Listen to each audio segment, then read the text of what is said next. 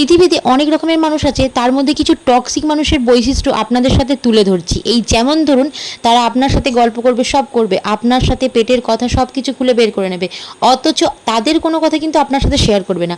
আবার এমন অনেক মানুষ আছে যারা আপনার সাথে এক্ষুনি বসে গল্প করছিল, আড্ডা দিচ্ছিল, ঠিক আপনি উঠে যাবেন সাথে সাথেই আবার আপনার নামে নিন্দে করতে শুরু করে দেবে। আবার অনেক রকম মানুষ আছে যারা আপনার ভালো একদমই সহ্য করতে পারে না, মানে আপনার প্রতি তাদের এতটাই হিংসা, মানে পারলে তাদের মানে আগুনের থেকেও তারা নিজেরাই হিংসায় জ্বলে পুড়ে শেষ হয়ে যাচ্ছে। আবার অনেক মানুষ আছে যে নিজের প্রশংসাতেই পঞ্চমুখ।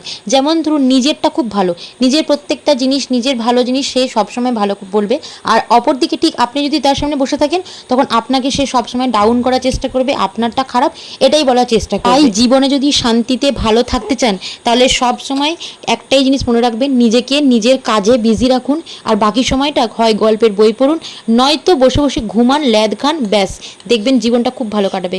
কারণ এই সমস্ত টক্সিক মানুষের সাথে থাকলে আপনার জীবনটা পুরো টক্সিকে পরিণত হয়ে যাবে। তখন তাদের সাথে না কথা বলতে ইচ্ছা করবে, না নিজের জীবনের সাথে বাঁচতে ইচ্ছে করবে। আর একটা কথা মনে রাখবেন, যেটা আপনার জীবনে ঘটার মানে যেটা আপনি প্রাপ্য, সেটা একদিন না একদিন ঠিক পাবেন। সেটা যতই দেরি হোক না কেন, যেটা আপনার সেটা কিন্তু আপনিই পাবেন। তাই ভগবানের উপর ভরসা রাখুন, আর আমার কথাগুলো মনে রাখুন। পেজটা অবশ্যই সাবস্ক্রাইব করে দিন। বাই।